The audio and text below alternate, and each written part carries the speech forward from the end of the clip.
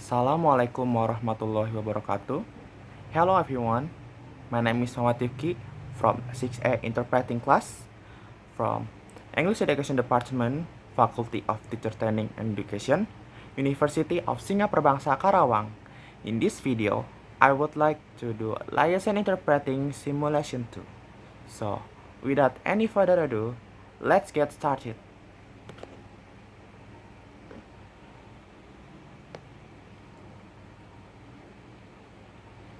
Good afternoon, and thank you, and wow, I am so privileged and so honored to be sharing this afternoon with all of you and these incredibly amazing women that are being honored today. Selamat siang dan terima kasih, serta wow, saya sangat merasa tersanjung dan sangat terhormat untuk berbagi siang ini dengan Anda semua para wanita yang luar biasa yang berada di sini hari ini.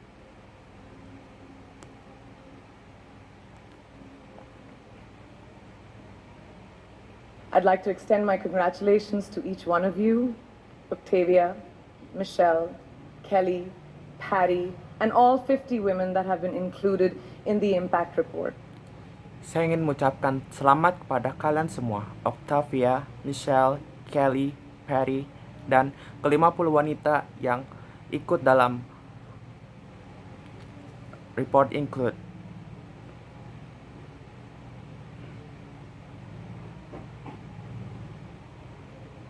Your achievements not just inspire me, but also so many others to work harder, to be better, and to make a dent wherever we can. So I'm very, very proud to be standing alongside of you.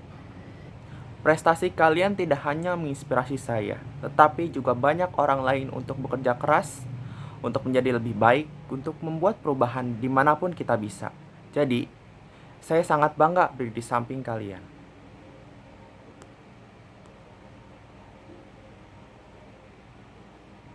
So in life, there are moments when you stop and ask yourself, how did I get here? Like, why am I standing here? Well, this is definitely one of those moments for me. Dalam kehidupan, Anda tahu ada saat-saat ketika Anda berhenti dan bertanya kepada diri sendiri, bagaimana saya bisa di sini dan mengapa saya berdiri di sini? Ini pasti salah satu momen seperti itu bagi saya.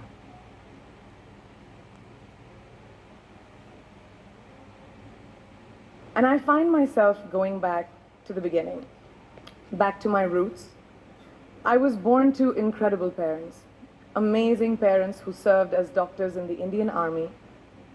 Dan saya mendapati diri saya kembali ke awal, kembali ke asal saya. Saya lahir dari orang tua yang luar biasa, orang tua yang luar biasa yang melayani seperti dokter di Angkatan Darat India.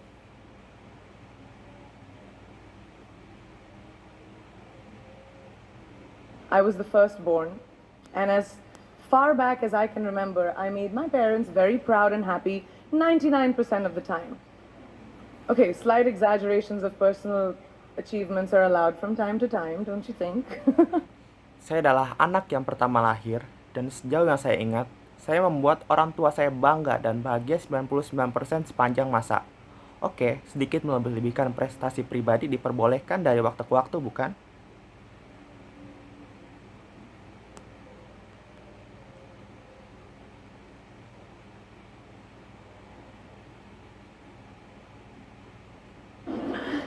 My brother was born a few years later, and even then, nothing changed for me.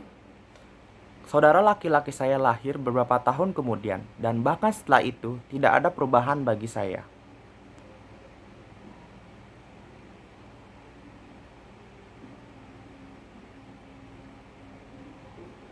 We were both given equal opportunities, and I want to emphasize this. I want to really emphasize this for you because I don't think a lot of people might understand that being equal might seem very normal.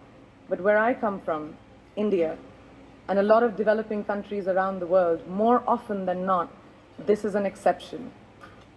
Kami berdua diberi peluang yang sama, dan saya ingin benar-benar menegaskan hal ini untuk Anda, karena saya tidak berpikir banyak orang mungkin mengerti bahwa menjadi sama mungkin tampak sangat normal, tapi di mana saya berasal dari India, dan banyak negara berkembang di sekitar, lebih sering daripada tidak, ini adalah pengecualian.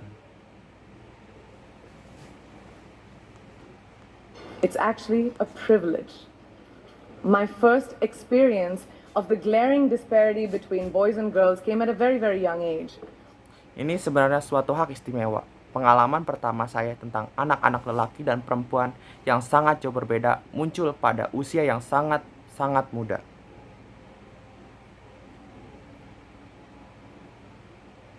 I grew up in a middle-class family with extremely philanthropic parents who constantly reminded me and my brother how lucky we were and how giving back to those who were less fortunate was not a choice, it was a way of life. Saya dibesarkan dalam keluarga kelas menengah dengan orang tua yang sangat bermoral yang terus-menerus mengingatkan saya dan betapa beruntungnya saya dan bagaimana membalas orang-orang yang kurang beruntung bukanlah pilihan, tapi itu adalah cara untuk hidup. Simple. I was 7 or 8 years old when my parents started taking me on these visits in a traveling clinic to developing communities around and villages around the city that we lived in called Bareilly. Sederhana, saya berusia 7 tahun atau 8 tahun ketika orang tua saya mulai melakukan kunjungan ke sebuah klinik keliling untuk komunitas yang berkembang di sekitar dan penduduk desa di sekitar kota, tempat tinggal kami yang disebut Bareilly. We were packed into this ambulance and my parents would provide free medical care to people who couldn't afford it. My job at the age of 8 was assistant pharmacist. Kami berjejalan di dalam ambulan dan orang tua saya akan memberikan perawatan medis gratis pada orang-orang yang tidak mampu.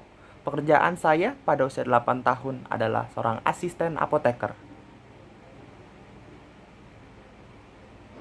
So I would count all the medicines, put them in an envelope and give it out to patients, and I really took my job very seriously. Very seriously. Jadi, saya akan menghitung semua obat, memasukkannya ke dalam bungkus obat, dan memberikannya kepada para pasien, dan saya benar-benar melakukan pekerjaan saya dengan sangat serius. But the more I went on these expeditions, the more I began to notice the simplest things that distinguished a boy from a girl, or a man from a woman. Tetapi, semakin sering saya melakukan ekspedisi ini, semakin mudah bagi saya untuk menyadari hal-hal yang paling sederhana yang membedakan seorang anak laki-laki dan seorang anak perempuan, atau seorang pria dari seorang wanita dewasa. For example, girls were pulled out of school when they hit puberty because they were considered ready for marriage and babies. Misalnya, anak-anak perempuan di sekolah berhenti sewaktu mereka mencapai pubertas karena mereka dianggap siap untuk menikah dan mempunyai anak.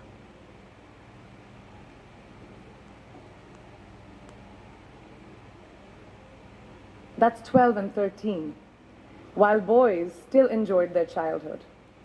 Or basic human rights such as healthcare were denied just because they were women. Itu adalah usia 12 dan 13 tahun, di saat anak-anak lelaki masih menikmati masa kecil mereka atau hak asasi mereka seperti menjaga kesehatan, tetapi wanita diabaikan hanya karena mereka adalah wanita. Let's call this whole experience trigger number 1 for me. Fast forward a few years and many triggers in between. Anggaplah ini suatu trigger pengalaman nomor 1 bagi saya. Masa lalu beberapa tahun dan banyak lagi trigger di antaranya.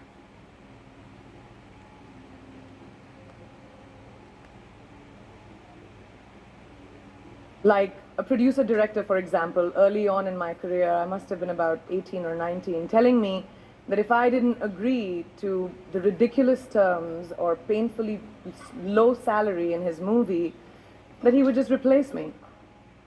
Misalnya, seperti seorang produser dan sutradara pada awal karir saya pasti di sekitar 18 atau 19 tahun mengatakan pada saya bahwa jika saya tidak setuju dengan aturan keras atau gaji rendah yang sangat menyakitkan di filmnya, maka dia akan menggantikan saya.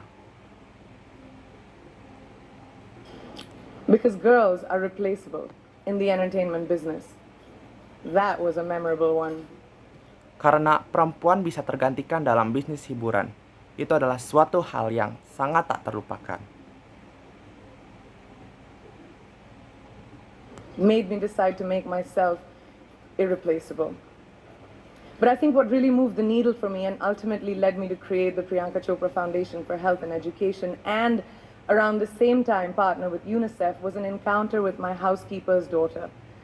Membuat saya memutuskan untuk membuat diri saya tidak tergantikan. Tetapi saya pikir apa yang benar-benar bisa menggerakkan takdir bagi saya dan pada akhirnya menuntun saya untuk menciptakan Yayasan Priyanka Chopra untuk kesehatan dan pendidikan, dan di sekitar waktu yang sama mitra dengan UNICEF adalah pertemuan dengan Putri ART saya. About 12 years ago, I came home from set early one day and she was sitting in my library reading a book. And she must have been 8 or 9 years old and I knew she loved reading.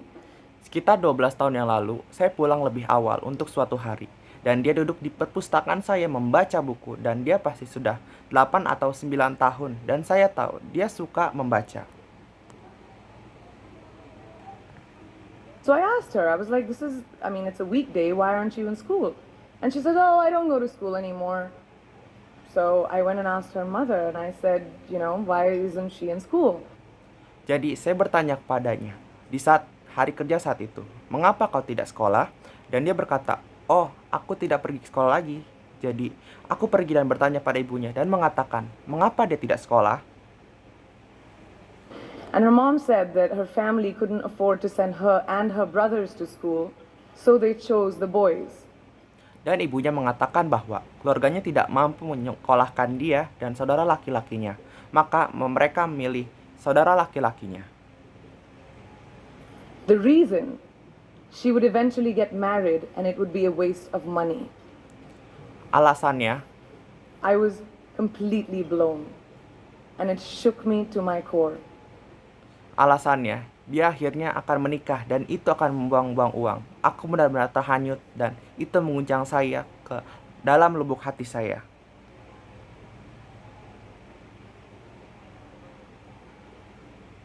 Eventually, I decided to cover the cost of her education so that she could continue to learn, because education is a basic human right.